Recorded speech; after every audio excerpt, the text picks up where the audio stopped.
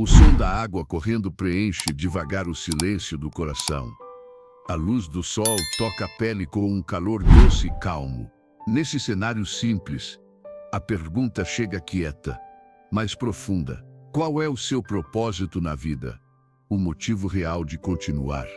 O mundo fala de sucesso, metas, resultados imediatos, mas lá no fundo, quando a casa está silenciosa, quando o corpo cansa e a alma parece pesada, a pergunta volta, como um eco suave que não se apaga. Você nasceu por acaso? Ou foi pensado por Deus? Seus dias são apenas repetição? Ou existe um caminho preparado? As Escrituras sussurram que não estamos aqui por acidente. Elas falam de histórias antigas, mas cheias de hoje. Imagine um jovem pastor de ovelhas, esquecido nos campos de Israel. Seu nome é Davi, um rapaz comum aos olhos da família. Enquanto seus irmãos eram vistos, ele cuidava de animais.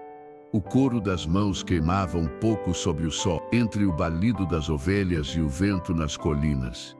Davi cantava para Deus, em segredo, em simplicidade. Ninguém aplaudia, ninguém filmava, ninguém comentava nada, mas o céu o observava com atenção silenciosa. Em um dia comum, o profeta chegou à casa de seu pai. Todos os irmãos foram chamados primeiro, bonitos, fortes, preparados. Davi ficou de fora, esquecido, como se não importasse muito. Até que Deus fez o improvável acontecer bem ali. Quando Davi foi chamado, ainda com cheiro de campo e lã, o profeta o ungiu como rei sobre Israel. Um jovem sem currículo de realeza, sem treinamento de guerreiro, apenas alguém disposto a caminhar com Deus no escondido. O propósito de Davi não começou no trono brilhante, começou nas colinas silenciosas. Quando ele se sentia pequeno, ali, na solidão da rotina, Deus estava moldando seu coração. O que parecia comum era parte do plano eterno. É assim também com você. Nos dias aparentemente iguais, no trabalho cansativo, na fila do mercado, no ônibus lotado, quando ninguém vê suas lutas internas, nem seus cansaços escondidos, Deus continua escrevendo algo que seus olhos ainda não entendem. As Escrituras dizem que Deus prepara obras para andarmos nelas, que não somos obra inacabada, nem resto esquecido em algum canto. Seus talentos, suas dores, seus encontros, nada escapa aos olhos divinos. Até as lágrimas têm peso diante de Deus. Agora imagine um jovem hebreu chamado Jeremias. Deus diz a ele que o conheceu antes do nascimento, antes do ventre, antes da história visível, antes dos primeiros medos. Seu propósito estava nos planos de Deus desde sempre. Jeremias não se achava capaz. Se via pequeno demais. Talvez você também se sinta assim, pequeno, despreparado. Mas a voz de Deus não pergunta o quanto você se sente grande. Ela apenas lembra que Ele sabia de você antes de tudo. Enquanto a água continua correndo ao fundo, deixe essa verdade tocar levemente o peito, sem pressa.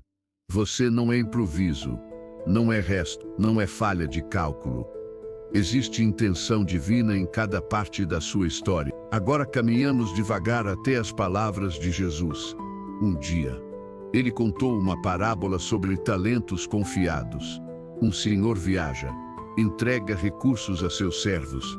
Cada um recebe algo, ninguém fica de mãos vazias. 2 servos pegam o que receberam e multiplicam. Um servo, porém, esconde o talento e o enterra. Ele tem medo, tem receio de errar, de perder. Prefere a segurança do esconderijo ao risco da fidelidade. À primeira vista, parece só uma história sobre dinheiro. Mas há um detalhe muitas vezes esquecido nessa parábola. O Senhor entrega conforme a capacidade de cada servo. Ele não exige o que não deu, não pesa além da força. O propósito não é competir com o dom do outro, nem copiar o chamado alheio, nem imitar vocações vizinhas. É responder com fidelidade ao que Deus colocou em você, mesmo que pareça pouco, mesmo que pareça simples demais. O servo que enterrou o talento não foi acusado por não ter muito. Foi repreendido por não ter feito nada com o que tinha. Esse é o ponto oculto que tantas vezes passa rápido. Não é sobre quantidade. É sobre confiança na voz de Deus, enquanto o som da água mantém a atmosfera serena. Talvez você lembre de pequenas coisas que sabe fazer bem, ou de feridas que se tornaram sensibilidade para a dor do outro. Tudo isso pode ser parte do seu propósito neste tempo. Os profetas falam de pensamentos de paz e não de mal, planos de futuro, planos de esperança, planos silenciosos de Deus. Jesus afirma que ninguém é esquecido diante do Pai, que até os fios de cabelo são contados com cuidado. Quando o medo de não ter propósito encosta na alma, você pode lembrar dessas vozes antigas e fiéis. Elas atravessaram séculos para alcançar o seu agora, como sussurros que sobrevivem à poeira dos tempos. Olhe para Esther, uma jovem estrangeira em terra estranha. Ela não planejou ser rainha, não ensinou isso a si mesma. Foi levada, preparada, colocada em uma posição que não escolheu. E ali, em silêncio, Deus organizava algo maior. Um momento crítico chegou. Seu povo corria risco de destruição. Um parente lhe lembra que talvez estivesse ali por um motivo. Quem sabe se não foi para este tempo que chegaste ao reino? Uma frase antiga, mas que ressoa em muitos corações hoje. Talvez você também esteja em um lugar que não planejou, em um trabalho que não sonhou, uma cidade que não esperava, uma situação familiar difícil, um tratamento longo, um recomeço forçado, e a pergunta surge: o que estou fazendo aqui? Nessas horas, o propósito não aparece com luzes fortes. Ele se revela em pequenos atos de coragem silenciosa. No sim que você dá a Deus mesmo tremendo por dentro, no cuidado com alguém à sua volta, no perdão concedido.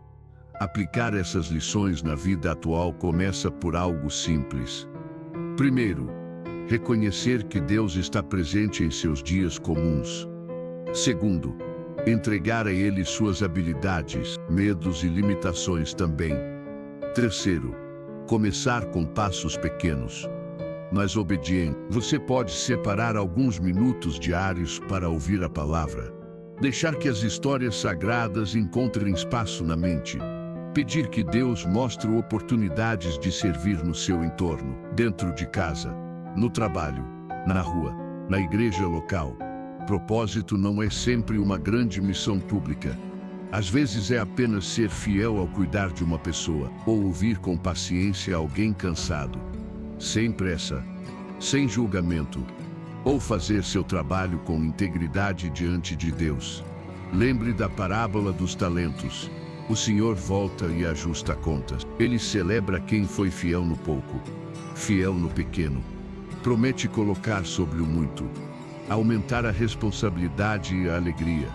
Mas a recompensa começa aqui, na paz de saber que obedeceu. Jesus também fala do grão de mostarda, tão pequeno na mão, quase insignificante aos olhos humanos, quase nada aos olhos apressados, mas quando plantado, cresce e se torna árvore abrigadora. O propósito pode parecer pequeno no começo, mas não. A virada acontece quando paramos de perguntar apenas o que eu quero e começamos a sussurrar: Senhor, o que o Senhor está fazendo em minha casa, em meu bairro, em minha geração cansada? E como posso participar disso com o que tenho hoje? Não é uma busca mágica, nem um mapa detalhado imediato. É um relacionamento que se aprofunda, dia após dia discreto. Deus não mostra sempre o caminho inteiro, mostra o próximo passo.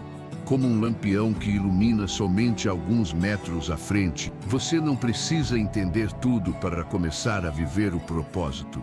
Precisa apenas dar o passo que já sabe que é certo. Perdoar onde precisa perdoar. Começar algo que vinha adiando. Parar algo que rouba sua alma. Voltar para perto de Deus. Imagine agora o sol se inclinando um pouco mais no céu. A água continua escorrendo, constante, como o cuidado divino. O coração talvez ainda tenha dúvidas.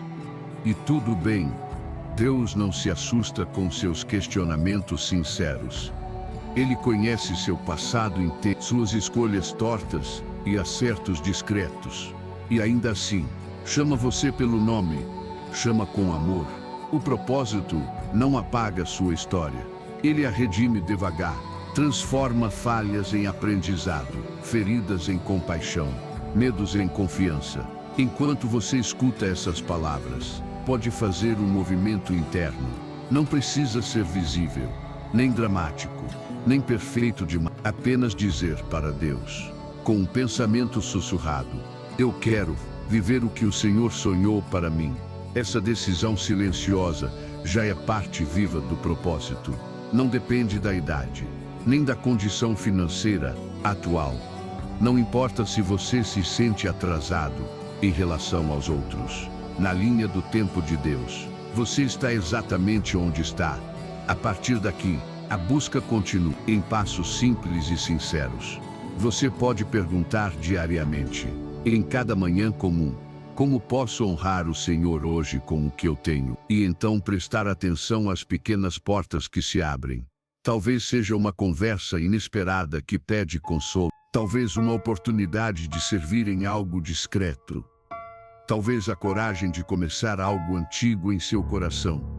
Deus guia com delicadeza aqueles que se dispõem a seguir. Viver o propósito não é viver sem lutas ou tristezas. É saber que até as lutas são atravessadas com mãos divinas. Que nada do que você oferece em amor é desperdiçado. Nem um copo de água, nem uma oração silenciosa. Agora, respire fundo. Deixe a cena interna se acalmar. Veja-se caminhando lentamente por essa estrada iluminada pelo sol. Você não caminha sozinho, nem perdido, nem esquecido no meio. Há um Deus que conhece seu nome e seus próximos passos. Que essas palavras encontrem repouso em sua alma hoje. Que reacendam a certeza de que há um chamado sobre você, talvez ainda não totalmente compreendido, mas real, firme, presente. Você foi criado com intenção, e sua vida tem um porquê. O som da água continua, como se marcasse um novo tempo, enquanto o dia segue. A busca pelo propósito prossegue também. Você pode seguir em frente, com fé, com mansidão, com coragem, sabendo que viver o propósito é caminhar lado a lado com Deus. Se gostou desta história, inscreva-se no canal para mais histórias de fé.